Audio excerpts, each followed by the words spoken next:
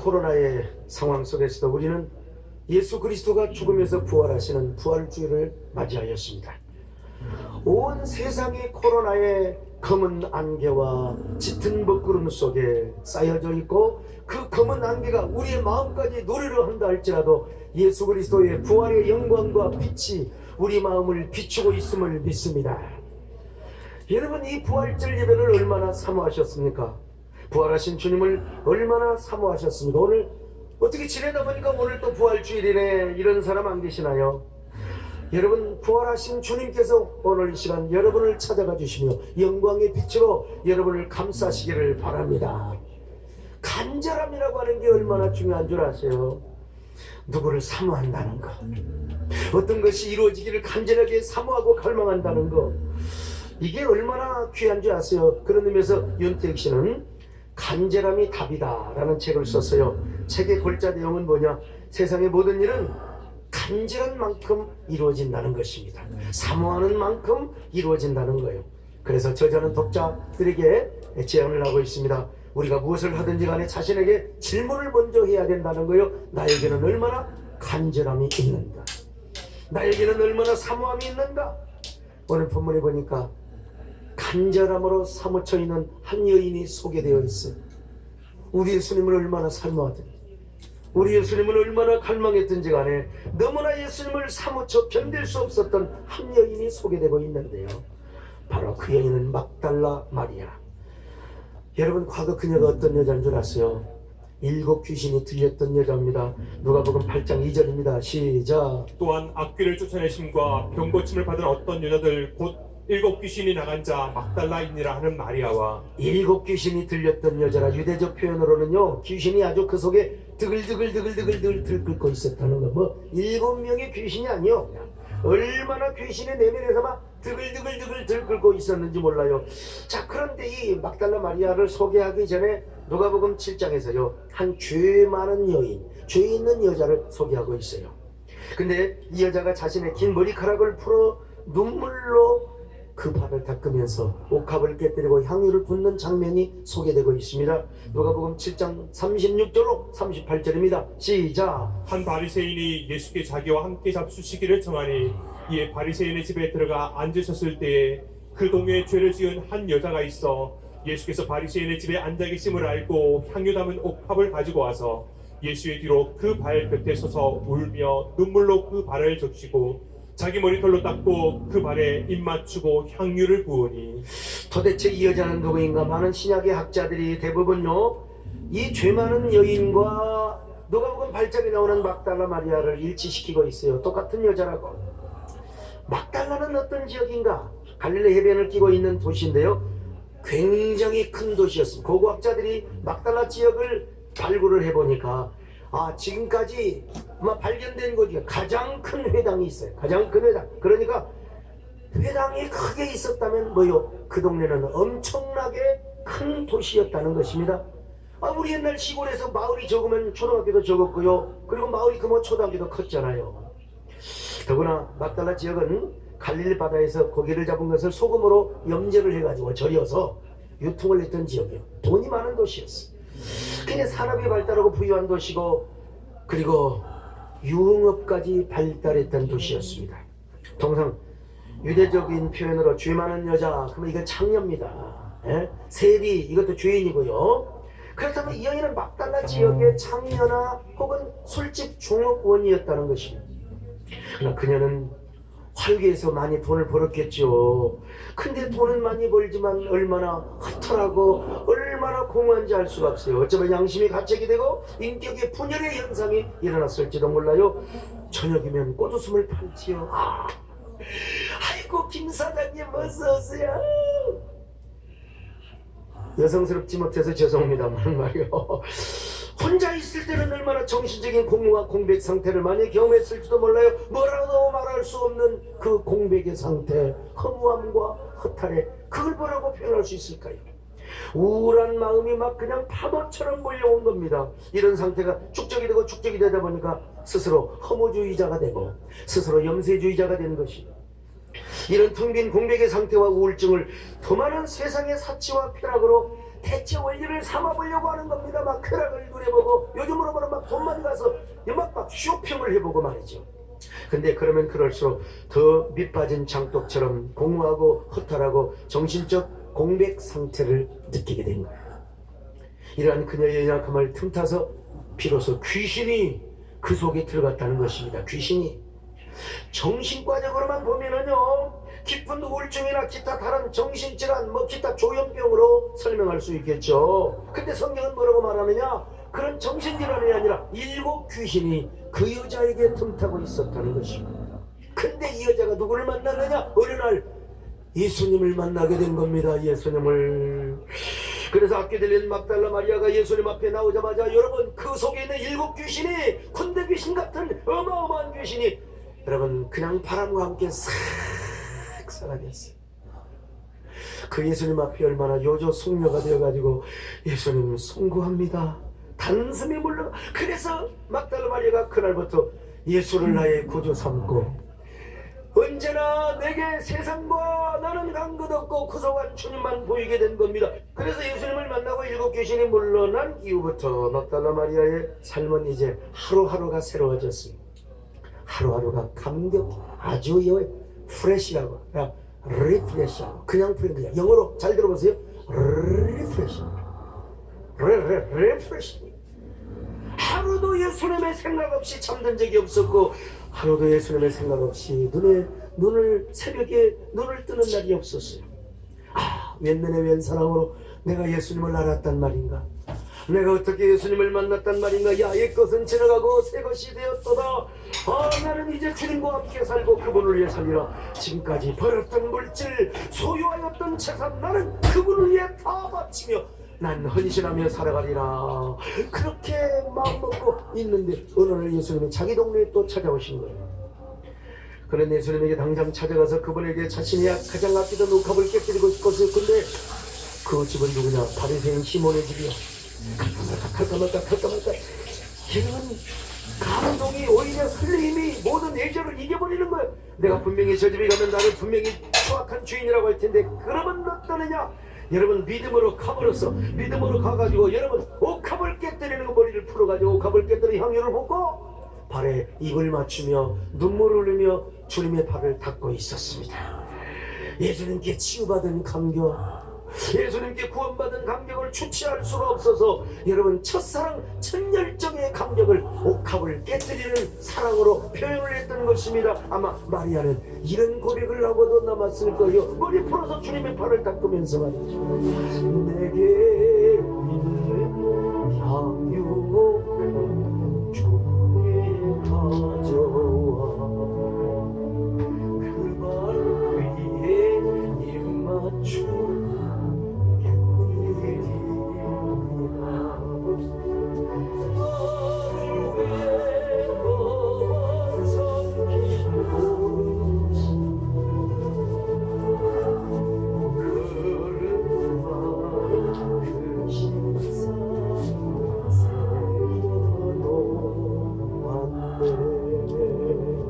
아직 예수님이 십자가에 죽지는 않으셨지만 그렇다면 마리아가 이렇게 고백할 수 있잖아요. 나를 위해 험한 산길 오르실 그마다 그 신선 새겨놓으리.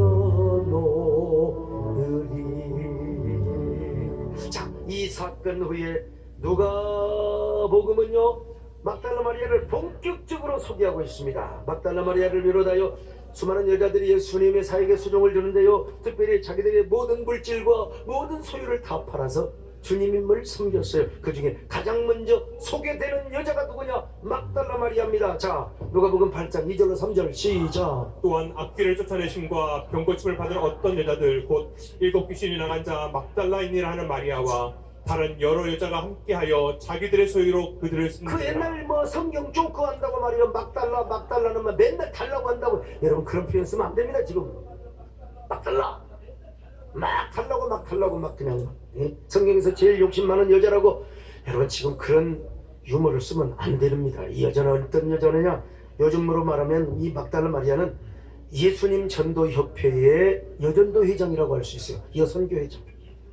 막달라 출신했지만 그 여자는요, 주님이 가는 곳마다 다 따라다녀요. 예루살렘에 가도 예루살렘까지 따라다닌다니까. 얼마나 주님을 사모했어. 그만큼 주님을 사모했다는 것입니다. 사모했다는 거예요. 근데 이 여자에게 청천벽력 같은 소식이 들려와요. 그 사랑하시던 예수님, 그렇게 자신이 연모하고 사랑하며 사모했던 그 예수님이 십자가에 죽으시는 거예요. 인간적으로는 마리아가 그 길을 가지 말라고 붙잡을 수 있지만 그 길은 예수님이 가야 할 길이고 하나님 아버지가 가도록 이끄신 길이란 말이죠. 베드로처럼 그런 말을 할 수가 없어요. 그러나 막상 예수님께서 십자가에 달려 죽으시는 그 모습을 보고 마리아는 얼마나 당혹함과 절망감에 빠졌는지를 몰라요.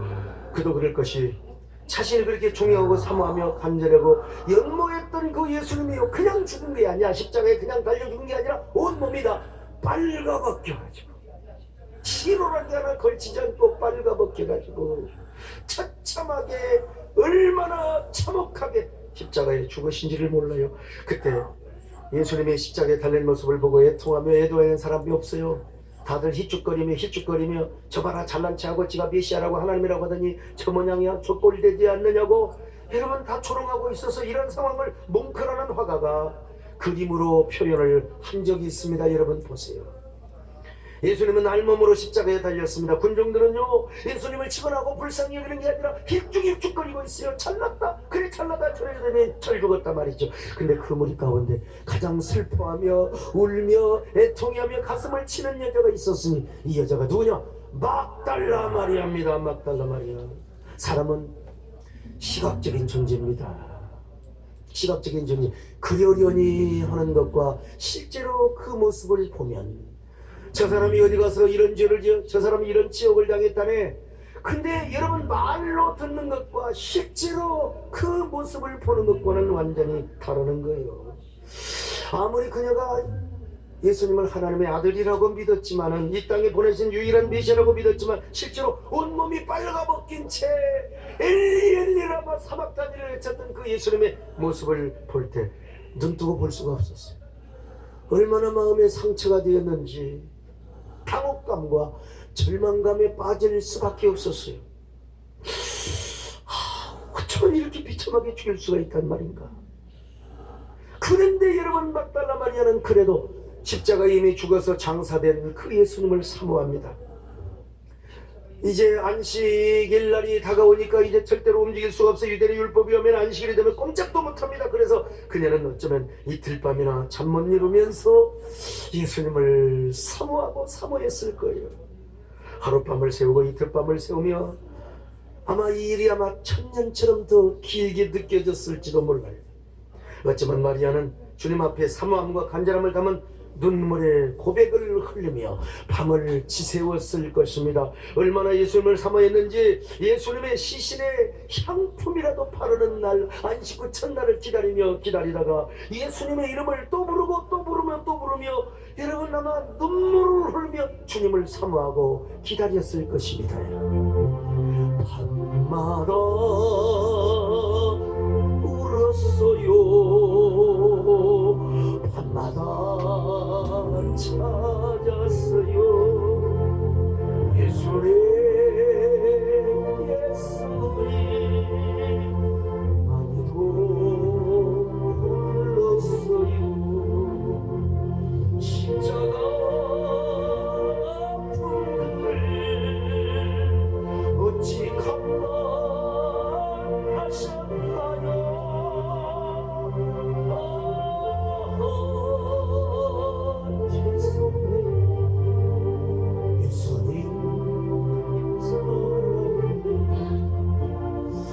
아마 천만을 부르고 불러도 아마 눈물이 멈추지 않았을 것입니다. 이 마리아의 마음입니다. 여러분요, 천만을 불러도 내 눈에는 멈추지 않는 것은 십자가의 그 사랑, 나를 살리려 나를 보자마시 나를 사랑하신 그분이 예수요.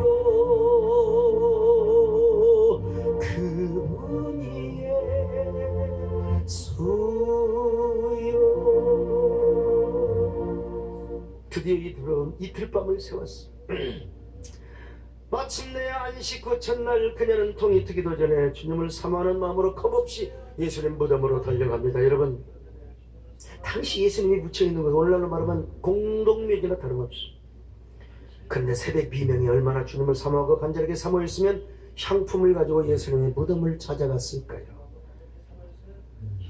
우리 여자분들 생각하세요. 아무리 사랑하는 남편, 사랑하는 내 연인, 내 낭군이 죽었어요. 근데 여러분, 저녁에 공동묘지 우리 남편 묻힌 그 무덤에 찾아갈 수 있어요? 네? 찾아갈 수 있어요? 저녁에 새벽에 찾아갈 수 있어요? 그런 여자 없을 겁니다. 대낮에 찾아가지요. 아니 저녁에 12시, 1시, 2시, 3시 가지고 머리 풀고 아이고 여보 그러면 여러분 옆에서 보는 사람 귀신 나타났다고 다 난리 날 거예요. 김문기 장관 심장 떨어져. 아무튼 마리아는 얼마나 주님을 사모했던지 간에 새벽 비명에 예수님 무덤을 향하여 달려갔던 겁니다. 얼마나 저 마태복음 28장 1절 시작. 안식일이 다 지나고 안식 후 첫날이 되려는 새벽에 막달라 마리아와 다른 마리아가 무덤을 보려고 갔더니 여러분 그렇습니다. 간절함은 두려움을 이깁니다. 사모함은 모든 공포를 이기게 되어 있어요. 그래서 막달라 마리아는 다른 몇 여인과 함께 예수님의 무덤으로 달려갔어요. 근데 예수님 무덤에 달려갔는데 예수님이 안 보여. 그의 시신은 보이지가 않습니다. 예수님의 시신은 온데간데 없고 양쪽에 하늘의 천사들이 앉아 있어요. 하늘의 천사들이 앉아 있어요. 자, 마태복음 28장 2절입니다. 시작. 큰 지진이 나며 주의 천사가 하늘로부터 내려와 돌을 굴려내고 그 위에 앉았는데 천사가 뭐라고 말합니까? 어찌하여 산자를 이곳에서 찾느냐? 그분은 여기 계시지 않는다. He's not here. 예수님이 십자가에 죽으시기 전에 말씀하신 대로 그는 여기 계시지 않고 다시 살아났단다. He's risen. 자, 성경을 확인해봐요. 마태복음 28장 6절입니다. 시작. 그가 여기 계시지 않고 그가 말씀하시던 대로 살아나셨느니라. 와서 그가 누우셨던 곳을 보라. 자, 여러분 그 천사들의 말을 들은 막달라 마리아와 다른 여인들은 막 두려웠습니다. 여러분 두려워. 예수님 시신에다 향품을 바르려고 왔는데 두려웠어요. 여러분 예수님은 죽음으로 끝나지 않았습니다. 그는 죽음에서 부활하신 것입니다. 무덤문을 박살내시고 사망의 권세를 깨뜨리시고 무덤에서 부활하신 날이 여러분 오늘 부활절인 줄로 믿습니다. 예수님이 평소에 수없이 말씀하신 대로 그는 부활의 계산 장군이 되어 사망 권세를 깨뜨리셨습니다. 무덤문을 박살내셨습니다. 하나님께서 당신의 창조의 영, 부활의 영, 생명의 영으로 예수님을 다시 부활시켜 주셨던 것입니다. 요한복음에서는 예수님의 부활의 상황을 이렇게 설명하고 있습니다. 자, 요한복음 20장 5절로 7절입니다. 시작. 시몬 베드로는 따라와서 무덤에 들어가 보니 세마포가 놓였고 또 머리를 쌌던 수건은 세마포와 함께 놓이지 않고 딴 곳에 쌌던 대로 놓여 있더라. 여러분 이게 무슨 말씀인 줄 아세요? 그 현장에서 제가 설명했던 내용을 간추려서 요약해서 여러분 영상을 보여줄 테니까 한번 들어보세요. 예수님이 실제로 묻히셨던 무덤에 와 있습니다.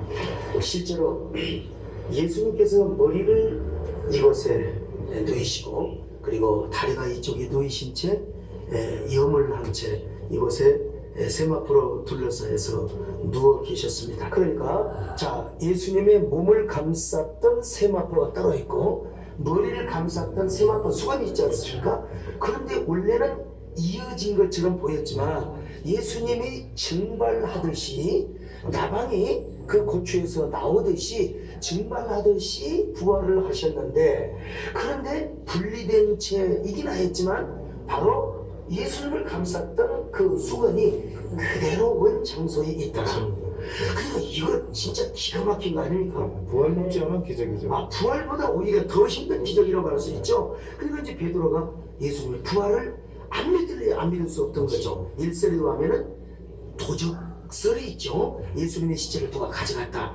시체를 가져갔으면 세마포째 가져가야지. 세마포가 그대로 구조물만 놓여있는 채 예수님의 시체가 부활처럼 그대로 증발을 하여 부활하셔서 이곳에 계시지 않다. 인간이 그렇게 하는 건 불가능한 거죠. He's not here. 그렇습니다. 그 성경 못지않게 아주 역사가들이 아주 중요한 절대적인 권위로 생각하는 요세푸스라는 책이 있지 않습니까? 예, 맞습니다. 유대인 역사학자 요세푸스의 정언은 가장 권위 있는 정언이라 할 수 있는데 그의 책 요세푸스 18권 63, 64편에 보면 이런 내용이 있습니다. 예수님이 하나님의 아들이셨고 또 그래서 많은 사람들이 따랐고 예수님은 죽으셨다가 3일 만에 확실하게 부활하셨다 이런 증언이 있습니다. 자, 여러분 여기서 딱 끊어버리니까 좀 이상하네. 아무튼 간에 어쨌든 간에 대한민국 목사님들 가운데 이곳에 직접 들어가서 촬영을 하고 설명을 한 목사는 아직까지는 글쎄요, 내가 알기로는 없는 것 같은데 이거 앞으로도 계속해서 제가 더 가서 더 잘 설명을 하기 전까지는 이거 아마 5년 10년을 계속 우려먹을 것입니다. 사실 이러한 사실을 목격한 막달라 마리아는 두려움과 그리고 기쁨을 가지고 예수님의 부활 소식을 베드로를 비롯한 12 제자들에게 막 전하려고 달려갔습니다. 막달라 마리아는 한편으로는 얼마나 두렵고 한편으로는 얼마나 기뻤는지 말이요. 이런 고백이 터져 나오는 거예요. 제자들에게 가면 이런 말을 하려고 했어요. 예수님은 당신이 말씀하신 대로 다시 살아나셨습니다. 정말 부활하셨습니다. 베드로 사도님, 요한 사도님, 야고보 사도님, 토마 사도님 의심하지 말고 예수님은 무덤에 계시지 않습니다. 그는 부활하셨습니다. 어서 빨리 오셔서 빈 무덤을 보세요. 원수를 덤비고 무덤에서 살아나셨네. 어둠을 이기고 나와서 성도 앞에 기어서이시 사셨네 예수도 심사하셨네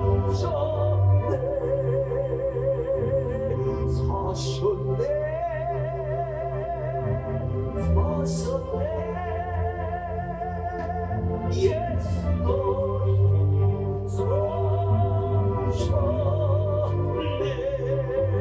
이렇게 달려가는데 세상에 부드럽고 얼마나 친근한 예수님의 음성이 들리는 거래요. 마리아야 평안하뇨. 자, 이 마태복음 28장 8절로 9절입니다. 시작. 그 여자들이 무서움과 큰 기쁨으로 빨리 무덤을 떠나 제자들에게 알리려고 다름질할새 예수께서 그들을 만나 이르시되 평안하냐. 평안하냐. 예수님이 마리아야 샬롬 평안하냐 이 말이요. 저는 여기서 질문을 하나 던지고 싶습니다. 왜 우리 부활하신 예수님은 아니 베드로나 야고보나 요한 같은 수사도 제자에게 먼저 보여주셔야지.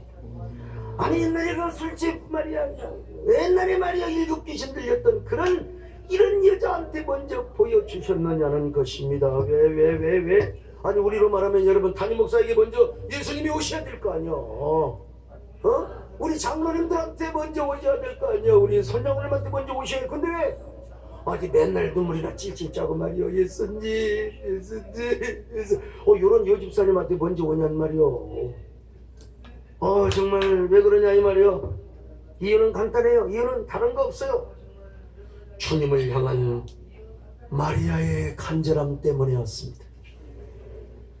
비록 그녀가 술집 종업원이었고 일곱 귀신 들렸던 과거가 참으로 화려한 여자였지만 주님을 목마르게 사모하고 눈물로 목매게 사모했던 이 여인에게 우리 예수님이 맨 먼저 찾아오셨다는 것입니다. 참을 수 없는 목마름, 그 간절함 때문에 우리 주님께서 마리아에게 오셔서 부활의 모습을 보여주셨어요. 마리아야 평안하느냐. 미안하지만 베드로와 야고보와 요한에게는 이런 사모함이 없었어요. 그런 간절함이 없었어요. 그러한 사모하는 마음이 이 마리아에게 있었을 때 예수님이 찾아오셨다는 것입니다. 주님을 그토록 사모하였던 마리아를 향하여 주님이 다가오셔서 마리아여 평안하느냐. 마리아야 두려워하지 말라, 놀라지 말라. 이때 이 노래가 나왔을 거야 아마. 마리아 사랑하는 마리아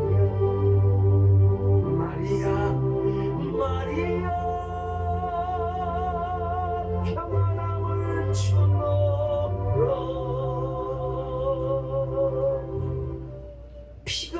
피그말리온이라는 그리스 신화 이야기가 있어요. 피그말리온이라는 조각가가 아름다운 여인상, 자기가 이상적으로 생기는 그 여인상을 육체를 조각을 했어요. 보니까 한 번 보고 두 번 보고 자꾸만 보고 싶어. 세상에 이 여자가 이 조각상의 여자가 되면 얼마나 좋을까. 그러면서 막 그 조각상을 여가 막 사랑한다고 너무 당신을 좋아한다고 막 고백하는 거요. 이 모습을 지켜보던 아프로디테라는 신이 피그말리온의 고백에 너무나 감동을 하여서 그 조각상을 실제로 살아있는 여자로 만들어버려요. 그리고 그 여자와 행복하게 살았다는 이야기입니다. 우리 남자들이 저를 심각하게 보시는데요, 이건 신화입니다. 이런 거 소망도 하지 마세요. 그러나 이런 신화이지만 여러분, 돌조각이라도 진심으로 사랑을 고백하고 간절하게 사모하다 보니까 그 사랑이 이루어진다는 교훈을 주기 위해서 그런 신화를 만들었던 것입니다. 하찮은 그리스 신화에도 이런 간절함과 사모함이 얼마나 귀중하고 가치 있는지를 여러분 말해주는 신화라면, 여러분 하물며 우리 그리스도인이겠습니까? 주님을 사모하며 사랑하는 여러분 되시기를 축원합니다. 올해는 적어도 부활하신 주님을 만나며 부활 신앙을 소유한 사람이라 이 말이죠. 부활의 복음이 어디가 있어요? 제가 요 근래 이제 우리 시대에 몇 안 되는 진짜 이 유학자, 대유학자를 자주 통화하는데요. 그분은 18살 안에 중국의 사서삼경뿐만 아니라 중국의 그 유명한 고서, 뭐 심지어는 저 뭐 어딥니까 주역의 개사절까지 다 외워버렸대요. 통수에서 뭐 동양 철학 모르는 게 없을 정도로 다 외웠어요. 그분에게 제가 물어봤습니다. 아이고 대유학자님, 제가 어찌 동양 철학에 어떻게 우리 선생님과 같이 복음 나눌 수 있겠습니까? 그러나 내가 한 가지 분명한 것은 뭐냐, 아무리 공자님이 학문이 위대하다 할지라도 우리의 죄 문제와 죽음의 문제를 해결했다고 말씀한 적은 한 군데도 없습니다. 공자님이 부활하셨다는 말씀은 하나도 없어요. 부처님이 부활하셨다는 말은 하나도 없습니다. 그분이 말씀하시기는 맞습니다. 공자님도 그 문제를 언급한 적이 없고 부처님도 마찬가지입니다. 죄와 죽음의 문제는 오로지 예수님만이 해결해 주셨습니다. 사실 그분도요, 그 유학자이지만 예수님을 믿고 자기는 나이롱 집사라고 하지만 나이롱도 어떻습니까? 다우다도 입으면 빤스요. 옛날에는요 이 다우다 빤스를 입어야 달리기를 잘했습니다. 물론 공자님 말씀 가운데 아주 우리의 삶의 이치, 삶을 살아가는데 아주 지혜를 주는 많은 교훈들이 있죠. 그럼에도 불구하고 거기에 우리의 죄 문제와 죽음의 문제를 해결하는 부활의 복음이 없단 말입니다.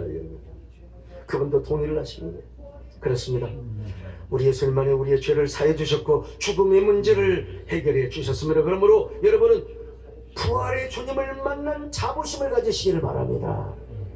부활 복음을 믿는 이 믿음의 자존심을 가지시기를 바랍니다. 그럴 때 여러분, 우리가 코로나 상황 속에서도 삶의 의미를 찾고 삶의 가치를 발견하게 되는 거예요. 이런 사람이 어떤 사람이냐? 주님을 사모합니다. 주님을 사모합니다. 주님을 사모한 만큼, 그 간절하게 주님을 사모한 만큼 주님이 우리에게 은혜를 주세요. 우리에게 나타내 주십니다. 부활의 능력을 주십니다. 부활의 권능을 주십니다. 여러분, 그러므로 우리는 마리아의 마음을 가져야 됩니다. 그토록 부활하신 주님을 사모하고 갈망했던 그 마음을 가져야 될 줄로 믿습니다. 이런 사람 죽음도 안 두려워요. 안 두려워요. 마리아가 새벽 미명의 공동묘지로 달려갔던 것처럼 여러분, 두려움이 없습니다. 죽음에 대한 공포가 없습니다. 죽음에 대한 두려움이 없으니 코로나에 대한 두려움이 왜 있겠습니까? 물론 코로나 방종하자는 말은 절대로 아닙니다. 우리는 우리의 건강을 위하여 코로나 조심해야 됩니다. 예배 나와서 코로나 걸리면 순교다, 나 그런 얘기 안 해요.